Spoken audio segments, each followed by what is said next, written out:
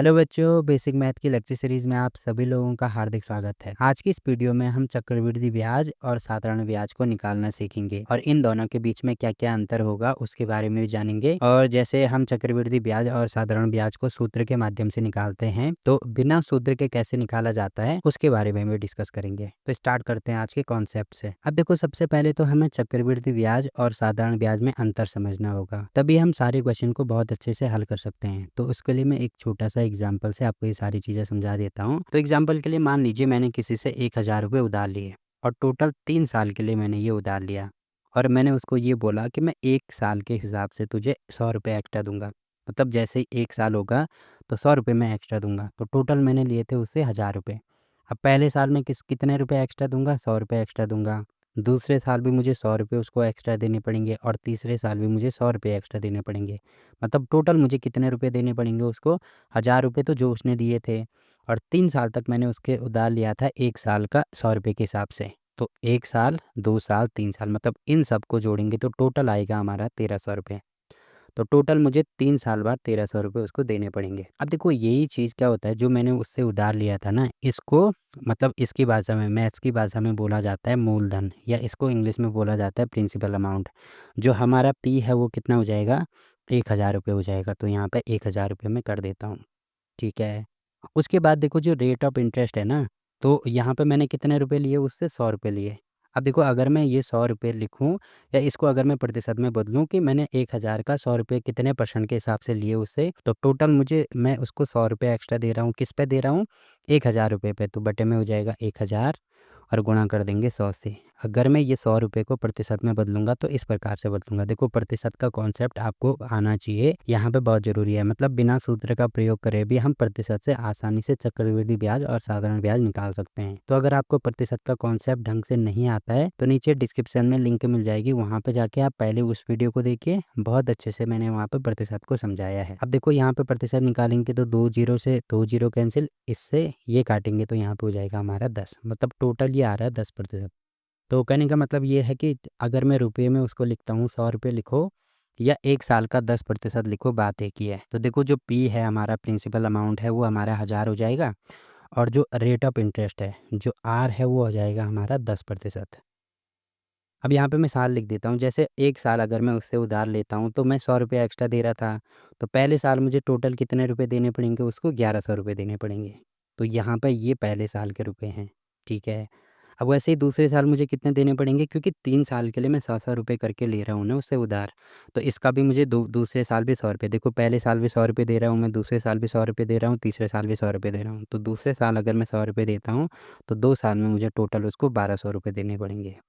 वैसे तीसरे साल अगर मैं लेता हूँ टोटल, तो 100 रुपये एक्स्ट्रा देने पड़ेंगे। तो टोटल 3 साल का मुझे देना पड़ेगा 1,300 रुपये।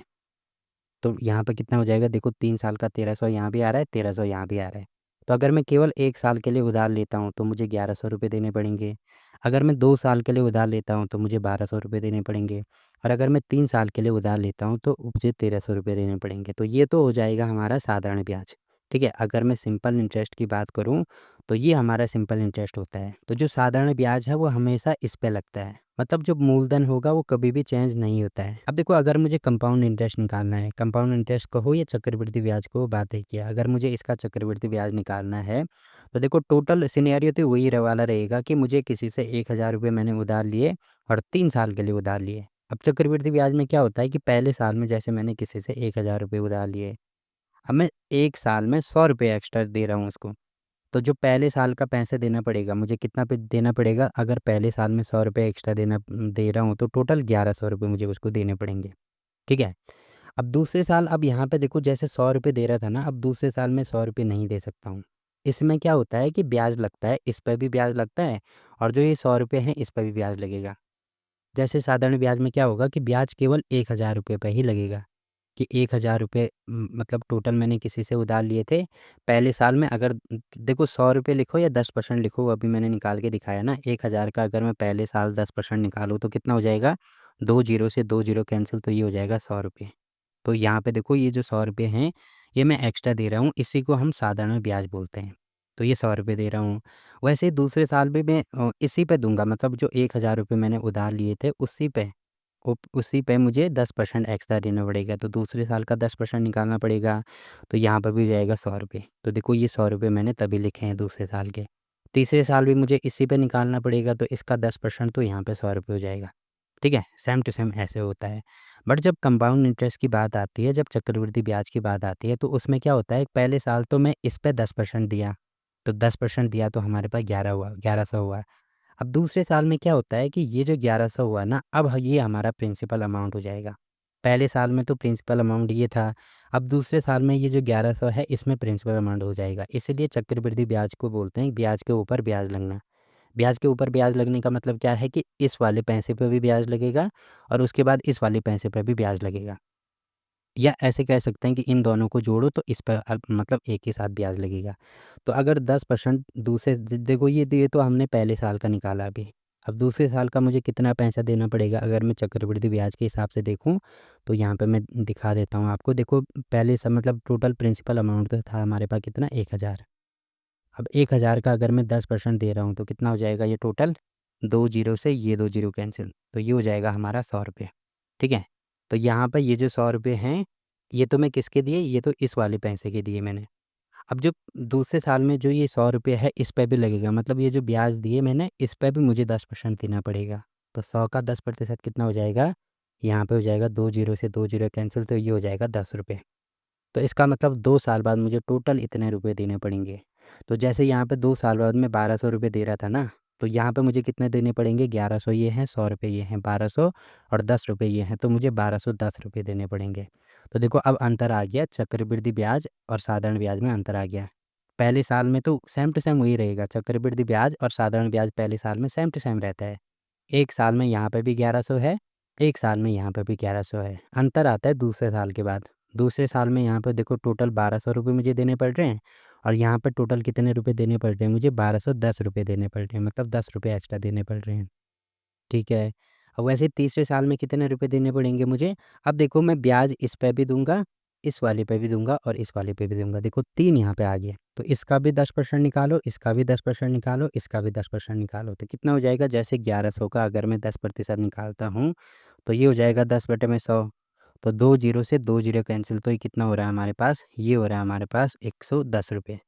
तो पहले साल तो यहाँ पे मतलब तीसरे साल का 110 रुपये तो इसका निकाला। अब 100 रुपये इसका, 100 रुपये पे भी डर लगेगा 10%, तो यहाँ पे 100 का 10% निकालो। तो 2 ज़ीरो से 2 ज़ीरो कैंसिल, 10 रुपये इस 100 का निकलेगा और लास्ट में ये जो 10 है इसका भी 10% निकालेंगे, तो 10 का 10% कितना हो जाएगा हमारे पास, ये हो जाएगा हमारे पास 1 रुपये। तो 1 रुपये और देना पड़ेगा। तो टोटल कितने रुपये देने पड़ेंगे, देखो 1210 तो ये हैं, ये हो जाएगा 1320, 1320 10 1330 और 1331, तो टोटल मुझे 1331 देने पड़ेंगे। और यहाँ पे कितने रुपए देने पड़ रहे थे, केवल 1300 रुपये देने पड़ रहे थे, जबकि चक्रवृद्धि ब्याज में मुझे 1331 देने पड़ रहे हैं। ठीक है, अब देखो ज़रूरी नहीं है कि आप क्या करो हर बार ऐसे अलग अलग सॉल्व करो इसको। चक्रवृद्धि ब्याज को हम बहुत आसानी से सॉल्व कर सकते हैं। यहाँ पे तो मैंने केवल एग्जाम्पल से ये सारी चीज़ें आपको समझाई हैं। जैसे अगर मुझे चक्रवृद्धि ब्याज का सीधे 3 साल का निकालना है, किस पे निकाल रहा हूँ मैं? टोटल निकाल रहा हूँ मैं 1000 पे, ठीक है? 1000 पे निकाल रहा हूँ। अब देखो 10% वार्षिक के हिसाब से है, तो देखो हर कोई भी संख्या अपने आप में 100% होती है। अब 10% एक्स्ट्रा डाल रहा हूँ मैं इसमें, तो 10% इसमें और ऐड कर दो। तो इसका सीधे क्या निकालेंगे, 110% निकालेंगे।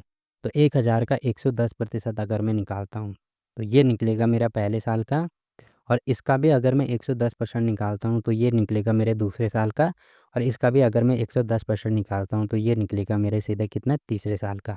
तो ये हमने तीसरे साल का चक्रवृद्धि ब्याज निकाल दिया। अब इसको हल करेंगे तो देखो ये 2 ज़ीरो से ये 2 ज़ीरो कैंसिल, ये 2 ज़ीरो से एक ये वाला ज़ीरो कैंसिल, एक ये वाला ज़ीरो कैंसिल, और ये 2 ज़ीरो से ये 2 ज़ीरो कैंसिल, तो लास्ट में हमारे पास बच रहा है 11 गुणा 11 गुणा 11, मतलब 11 का क्यूब ये है, और 11 का क्यूब करेंगे, इनको गुणा करके देख लो, 1331 ही हमारा उत्तर आएगा। तो यहाँ पे आपको दिख रहा होगा चक्रवृद्धि ब्याज मैंने सीधे डायरेक्ट निकाल दिया। अब टोटल कितना ब्याज देना पड़ रहा है, अगर मैं उसको केवल अलग से कैलकुलेट करूँ तो आपको दिख रहा होगा टोटल प्रिंसिपल अमाउंट था हमारे पास 1000। ठीक है, और टोटल मुझे 3 साल में कितने देने पड़ रहे हैं, 1331 रुपये देने पड़ रहे हैं। मतलब कितने एक्स्ट्रा दे रहा हूँ मैं यहाँ पे, 331 रुपये एक्स्ट्रा दे रहा हूँ। इसमें से ये घटा दो। ठीक है, तो 1000 रुपये मैंने लिए थे और 1331 रुपये मैंने दिए, इसका मतलब 331 मैंने एक्स्ट्रा दिए, तो ये हमारा चक्रवृद्धि ब्याज हो जाता है। और साधारण ब्याज में कितने रुपए एक्स्ट्रा दिए मैंने, देखो 1000 रुपये मैंने लिए थे और 1300 रुपये मैं 3 साल के बाद दे रहा हूँ, इसका मतलब मैं टोटल 300 रुपये एक्स्ट्रा दे रहा हूँ। तो यहाँ से ये सारी चीज़ें आपको क्लियर हो गई होंगी, ठीक है, कि साधारण ब्याज और चक्रवृद्धि ब्याज में क्या अंतर है। फिर भी अगर आपको समझ में नहीं आता है तो 1-2 क्वेश्चन अगर मैं करूँगा तो वहाँ पे सारी चीज़ें क्लियर हो जाएँगी। जैसे पहला प्रश्न यहाँ पे दिया है कि 10,000 रुपये का 3 वर्ष के लिए 10% वार्षिक ब्याज दर से चक्रवृद्धि ब्याज भी निकालना है और साधारण ब्याज भी निकालना है। अब कैसे निकाल सकते हैं, सबसे पहले अगर मैं देखो पहले मैं साधारण ब्याज निकालता हूँ।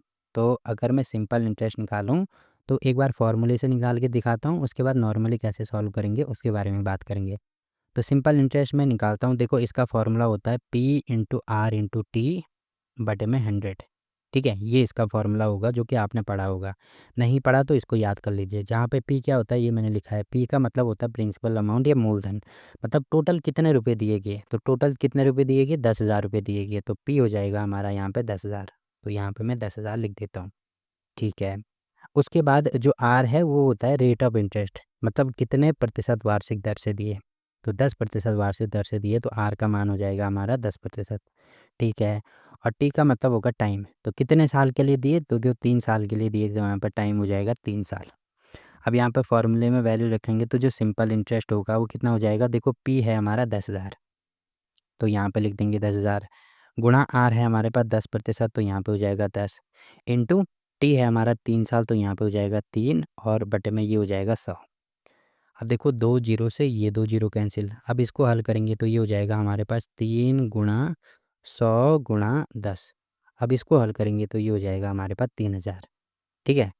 तो इसका मतलब ये है कि अगर मैं साधारण ब्याज निकालूँ तो अगर कोई मुझे 10,000 रुपये दे रहा है 10% वार्षिक दर से 3 साल के लिए मुझे दे रहा है, तो अगर मैं साधारण ब्याज में काउंट करूँ तो मुझे उसको 3,000 रुपये एक्स्ट्रा देने पड़ेंगे। देखो ये तो खाली ब्याज है, और अगर मैं टोटल अमाउंट निकालूँ कि 3 साल बाद मुझे उसको टोटल कितने रुपए देने पड़ेंगे, तो ये जो 10,000 रुपये उसने दिए थे ये तो आएँगे ही आएँगे, क्योंकि 10,000 तो मुझे लौटाने ही हैं।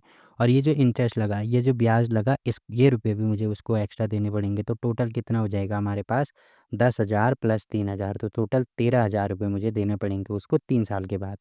कब देने पड़ेंगे, जब केवल साधारण ब्याज हो, ठीक है, तब। अब देखो अगर मैं बिना फ़ॉर्मूले के ये सारी चीज़ें निकालूँ, तो कैसे निकालूँगा, देखो टोटल मतलब इंटरेस्ट हमारा 3,000 आ रहा है, यहाँ पे अलग से लिख देता हूँ मैं, इंटरेस्ट हमारा आ रहा है साधारण ब्याज 3,000। अब बिना फ़ॉर्मूले के निकालूँ तो कैसे निकालूँगा, क्योंकि मैंने बोला ना कि जो प्रिंसिपल अमाउंट है, सबसे पहले मैं पी लिख देता हूँ। देखो पी है मेरे पास यहाँ पे 10,000 रुपये। अब बिना फ़ॉर्मूले के ऐसे निकालेंगे कि पहले साल का अगर मुझे साधारण ब्याज निकालना होगा, तो ये जो 10,000 है इसका मुझे कितना परसेंट निकालना पड़ेगा, 10% निकालना पड़ेगा, क्योंकि वार्षिक 10% ही लग रहा है। तो 10% अगर मैं निकालूँ इसका, तो 2 जीरो से 2 जीरो कैंसिल, तो यहाँ पे टोटल हो जाएगा हमारा 1,000 रुपये। तो इसका मतलब अगर मैं केवल 1 साल के लिए लेता हूँ तो मुझे उसको 1,000 रुपये एक्स्ट्रा देने पड़ेंगे, ठीक है। वैसे अगर मैं दूसरे साल के लिए लेता हूँ तो जो प्रिंसिपल अमाउंट है ना वो कभी भी चेंज नहीं होगा, साधारण ब्याज में पी कभी भी चेंज नहीं होता है। तो इसका मतलब पी हमेशा 10,000 ही रहेगा। तो यहाँ पे ये जो 10,000 है इसका दोबारा मुझे 10% निकालना पड़ेगा दूसरे साल के लिए। तो ठीक है, यहाँ पे मैंने इसका दोबारा 10% निकाला, तो कितना हो जाएगा, ये दोबारा 1,000 रुपये आएगा, मतलब दूसरे साल भी मैं उसको 1,000 रुपये दूँगा। और तीसरे साल के लिए भी अगर मैं निकालूँ तो पी तो सेम टू सेम यही रहेगा। तो पी रहेगा हमारा 10,000 और इसका मुझे क्या निकालना पड़ेगा, दोबारा 10% निकालना पड़ेगा। तो यहाँ पे ये कितना हो जाएगा, ये दोबारा आ रहा है 1,000। तो देखो अगर मैं साधारण ब्याज निकालूँ तो टोटल पहले साल में कितना दे रहा हूँ उसको, एक्स्ट्रा 1,000 रुपये दे रहा हूँ। दूसरे साल भी 1,000 रुपये एक्स्ट्रा दूँगा, तीसरे साल भी 1,000 रुपये एक्स्ट्रा दूँगा। तो टोटल कितने रुपए दे रहा हूँ मैं उसको, 1,000 प्लस 1,000 प्लस 1,000, मतलब 3,000 रुपये दे रहा हूँ। तो यहाँ पर साधारण ब्याज निकलेगा हमारा 3,000। तो यहाँ से देखो हमने सिंपल सा निकाल दिया। या तो ऐसे निकालो या ऐसे निकालो, क्योंकि पहले साल, दूसरे साल, तीसरे साल, हर साल क्या होता है कि ये हमेशा समान ही रहता है। तो पहले साल का निकाल दो, तो यहाँ पे देखो पहले साल का मैंने निकाल दिया 1,000 रुपये है। बाकी सारी चीज़ें मैं यहाँ से मिटा रहा हूँ, ये भी मिटा रहा हूँ सब चीज़ें, ठीक है। तो 1 साल का अगर 1,000 है तो टोटल 3 साल का निकालना है। तो यहाँ पे 3 साल का निकालना है तो इसको गुणा करेंगे ना 3 से, यहाँ पे भी गुणा होगा तो यहाँ पे भी गुणा होगा। तो 3 साल का कितना हो जाएगा, यहाँ पे 3 साल बराबर हो जाएगा ये 3 गुणा 1,000, तो टोटल 3,000 रुपये हमारे पास हो जाएगा। ठीक है? और टोटल अगर मुझे राशि निकालनी है कि टोटल कितने रुपए देने पड़ेंगे, तो ये तो जो मैंने इंटरेस्ट नहीं दिया है, मतलब जो ब्याज है वो तो जुड़ेगा और साथ में जो मैंने किसी से लिए थे वो भी जुड़ेगा। तो टोटल अमाउंट कितना हो जाएगा, 10,000 तो जुड़ेगा ही जुड़ेगा, साथ में ये 3,000 भी जुड़ेगा। तो इनको जोड़ के देख लो तो देखो टोटल 13,000 रुपये मुझे उसको देने पड़ेंगे। तो आई होप कि साधारण ब्याज आपको समझ में आया होगा। अब देखो चक्रवृद्धि ब्याज कैसे निकालेंगे, चक्रवृद्धि ब्याज का ये वाला फ़ॉर्मूला होता है कि ए बराबर होता है P into 1 plus R upon 100 into T.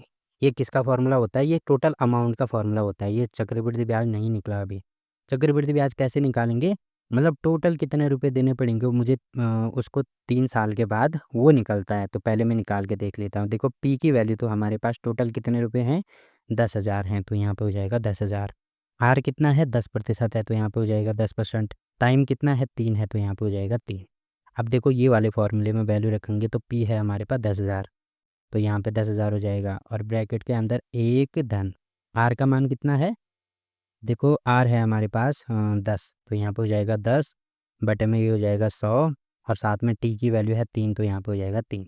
अब इसको हल करेंगे तो ये हो जाएगा हमारे पास 10,000 और इससे ये कटेगा तो इसका गुणा यहाँ करेंगे तो ये हो जाएगा हमारे पास 11/10 इसकी घात 3। इसकी घात 3 मतलब ये हो जाएगा यहाँ पे 10,000 गुणा, इसको 3 बार लिखना है, घात 3 का मतलब होगा ये 1 बार, 2 बार और 3 बार हम इसको लिखेंगे। ठीक है? अब देखो 1 2 3 0 से 1 2 3 0 कैंसिल, तो ये आ रहा है हमारे पास 10 गुणा 11 गुणा 11 गुणा 11, तो 11 का क्यूब होता है हमारे पास 1331 और यहाँ पे 1 0 है तो 1 0 लगा दो। तो टोटल मुझे कितने रुपए देने पड़ेंगे उसको, 3 साल के बाद 13,310 रुपए देने पड़ेंगे। टोटल ये तो निकाला हमारा अमाउंट।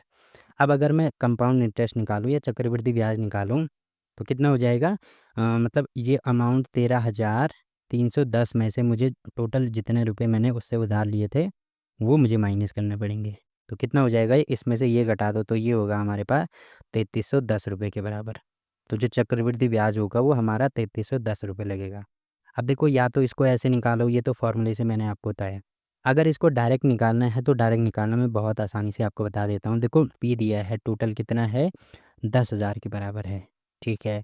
तो अगर मुझे टोटल अमाउंट निकालना है कि टोटल कितने रुपए उसने 3 साल के बाद दिए, तो मैंने अभी आपको बोला ना जैसे 10,000 का निकालना है तो यहाँ पे 10,000 का, अब क्योंकि मैंने बोला ना कि कोई भी संख्या अपने आप में 100% होती है और 10% यहाँ पे एक्स्ट्रा दे रहे हैं, इसका मतलब 100% में हमें 10% और जोड़ना पड़ेगा, तो ये हो जाएगा हमारे पास 110%। अब देखो ये जो मूलधन हमें दिया है इसका पहले साल के लिए मुझे 110% निकालना पड़ेगा। ठीक है, ये तो पहले साल के लिए निकला। दूसरे साल के लिए भी इसका 110% निकालना पड़ेगा, तो ये निकला मेरे 2 साल के लिए और तीसरे साल के लिए भी इसका सीधे 110% निकालना पड़ेगा। तो ये मैंने 3 साल का टोटल क्या निकाल दिया हमने, टोटल राशि निकाल दी, टोटल अमाउंट निकाल दिया। या तो इस वाले फ़ॉर्मूले का यूज़ करो, ये फ़ॉर्मूला अगर आपको ध्यान नहीं रखना है तो डायरेक्ट ऐसे निकाल सकते हैं। इसके लिए आपको प्रतिशत का कॉन्सेप्ट पता होना चाहिए, जो कि मैंने वीडियो बनाई है, नीचे डिस्क्रिप्शन में मिल जाएगी, वहाँ पे बहुत अच्छे से सारी चीज़ें मैंने समझाई हैं। अब इसको हल करेंगे तो देखो 1 2 0 से 1 2 0 कैंसिल, 1 2 0 से 1 2 0 कैंसिल, 1 2 0 से 1 2 0 कैंसिल।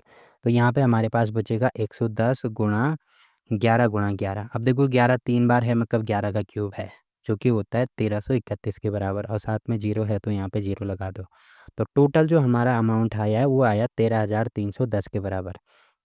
अब मुझे चक्रवृद्धि ब्याज निकालना है तो ये कितना हो जाएगा हमारे पास, मतलब टोटल अमाउंट तो मैंने इतना रुपए दिए उसको, इसमें से ब्याज कितना निकला, 10,000 तो उसी के थे जो मैंने उससे उधार लिए थे। तो ये माइनस करेंगे तो इसका मतलब 3,310 रुपये, ये हमारा चक्रवृद्धि ब्याज होगा। और साधारण ब्याज कितना आ रहा था, साधारण ब्याज आ रहा था हमारा 3,000 रुपये के बराबर। ठीक है? तो ये अंतर है चक्रवृद्धि ब्याज और साधारण ब्याज में। तो ये सारी चीज़ें क्लियर होगी। तो आई होप कि चक्रवृद्धि ब्याज और साधारण ब्याज आपको बहुत अच्छे से समझ में आया होगा। फिर भी अगर आपको कोई डाउट रहता है तो आप कमेंट करके पूछ सकते हैं। तो फिलहाल के लिए इस वीडियो में इतना ही। वीडियो अच्छा लगा तो वीडियो को लाइक कीजिए, शेयर कीजिए अपने दोस्तों के साथ और चैनल को सब्सक्राइब करना ना भूलें। तो मिलते हैं आपसे एक और नई वीडियो में, तब तक के लिए बाय बाय।